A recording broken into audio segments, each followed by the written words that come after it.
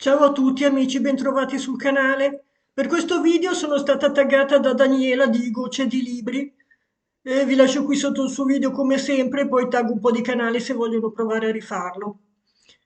Qui parliamo di cartoni animati che io, a dire la verità, non, cartoni che non seguo.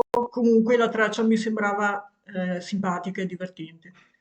Numero 1, Kiss Me Licia, un libro con una storia d'amore che finisce bene e uno che finisce male.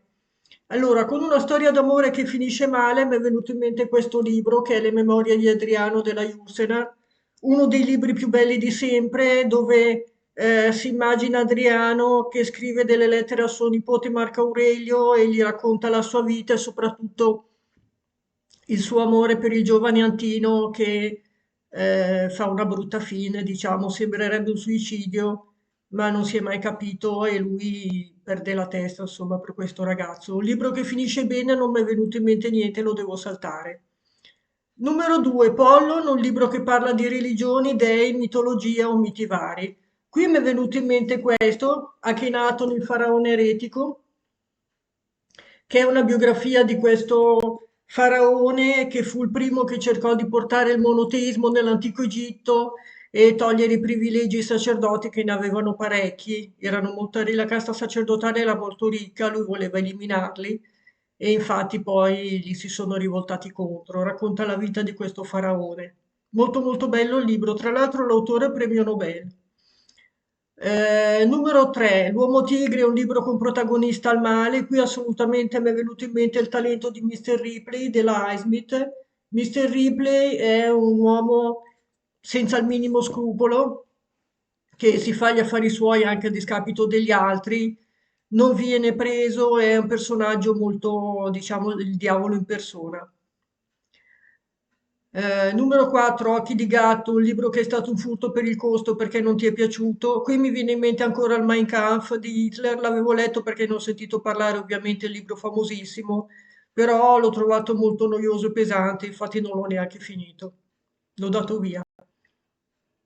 Numero 5, La Pimpa, un libro con protagonista un animale.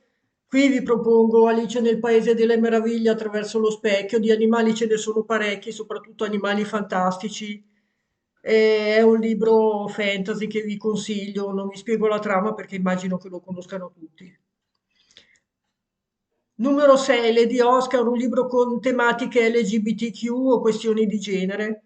Questo non è un libro con questioni di genere, è un thriller più che altro, Il piacere di Elsie della Highsmith, dove c'è questa ragazza che ha un sex appeal molto forte, molto seducente, che piace sia agli uomini che alle donne e, e diciamo che a un certo punto viene fatta fuori e bisogna trovare il colpevole di questo delitto, diciamo. È un thriller molto bello comunque della Highsmith. Numero 7, I Puffi, un libro fantasy che hanno letto tutti tranne te e uno che hai letto solo tu. Qui anche io, come Daniela, dico Harry Potter della Rowling, che non ho letto, pare che l'abbiano letto tutti. Il libro che ho letto solo io non saprei perché il fantasy non è il mio genere, non ne ho letti molti. Numero 8, Yatamen, un libro che parla di fantascienza e di futuro.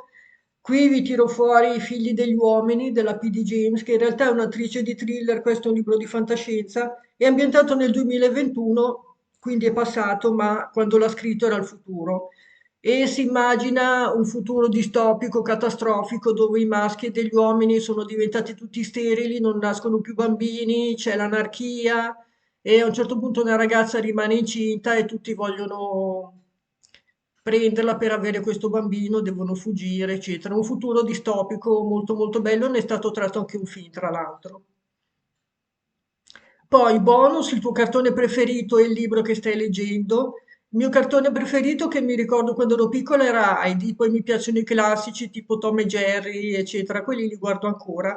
Il libro che sto leggendo, che in realtà l'ho appena finito, è questo, L'altra parte del mondo, che parla della colonizzazione da parte degli inglesi nel 1700, quando spedirono i prigionieri in Australia per creare le prime colonie in questo mondo che non si conosceva. Molto molto bello, parla dei primi insediamenti degli occidentali, degli inglesi che hanno fondato le prime città. All'inizio erano case fatte di capanne di legno, Poi piano piano si sono allargati, erano poche centinaia di persone ai primi tempi. Un romanzo storico molto bello, se vi piace il genere ve lo consiglio.